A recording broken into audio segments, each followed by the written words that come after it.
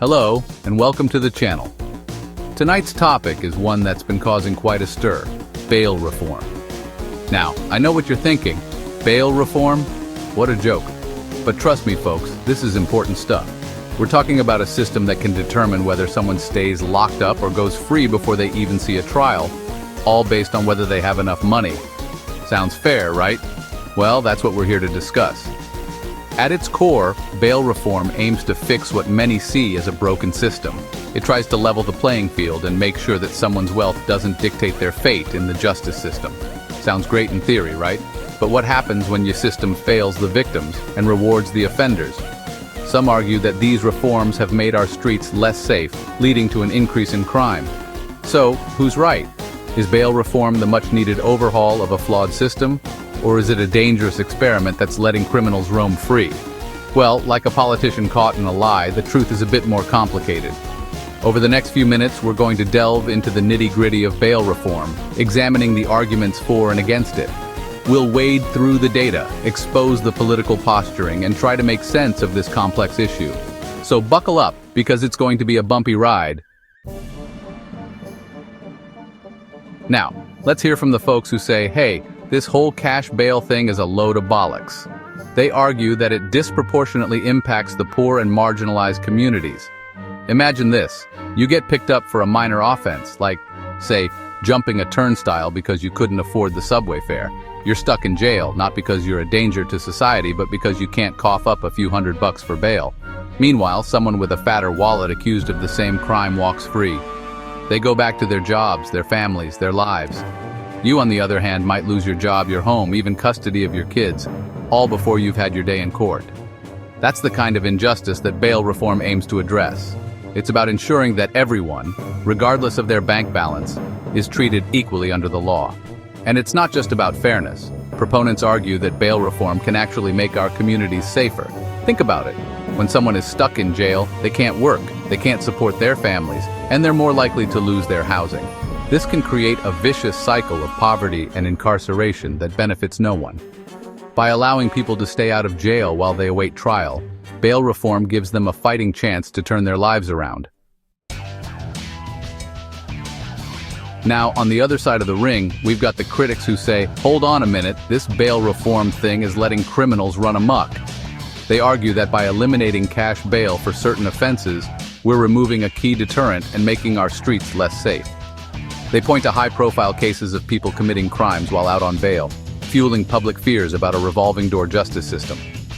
What about the victims? They cry, arguing that bail reform prioritizes the rights of criminals over the safety and well-being of law-abiding citizens. They say it ties the hands of law enforcement, making it harder to keep dangerous individuals off the streets. And they're not afraid to play the fear card, warning that these reforms will lead to anarchy in the streets and turn our cities into lawless wastelands. So, who's right? Well, like a politician's promise, it's complicated. But here's the thing. When we look at the actual data, the narrative pushed by some critics starts to crumble like a stale biscuit. Multiple studies have shown that there is no direct correlation between bail reform and an increase in crime rates. In fact, some studies even suggest that bail reform can actually lead to a decrease in crime.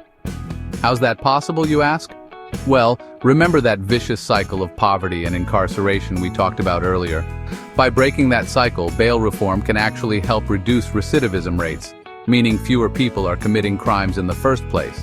Now, I'm not saying that bail reform is a magic bullet that will solve all our problems, but the data clearly shows that the sky is falling rhetoric from some corners is just not supported by the evidence. Bail reform has been a hot topic, sparking debates across the state. Critics argue that it compromises public safety, while supporters believe it ensures fairness in the justice system. The question remains, can a balance be struck between justice and security? As we delve deeper, it's clear that this issue is far from black and white. Over the past few years, the landscape of bail reform has seen numerous shifts and adjustments. From initial proposals to the implementation of new laws, each step has been marked by both progress and setbacks. Understanding this timeline is crucial to grasping the current state of the debate. As with any significant policy change, bail reform has not been without its controversies. Critics argue that certain aspects of the reform may inadvertently lead to increased crime rates. On the other hand, proponents believe that these changes are essential for ensuring a fairer justice system. The clash of these perspectives adds yet another layer to this complex issue. When it comes to addressing the challenges of bail reform, several alternatives have been proposed. Some suggest the use of risk assessment tools to better determine who should be released pre-trial. Others advocate for increased funding for community-based programs that can provide support to those awaiting trial. These potential solutions aim to strike a balance between public safety and individual rights. Despite the heated debates and differing viewpoints, there is a shared goal among all parties involved: creating a justice system that is both fair and effective. By focusing on common ground, such as the need for transparency and accountability, it is possible to move towards solutions that benefit everyone. Ultimately, collaboration and open dialogue will be key in finding a path forward.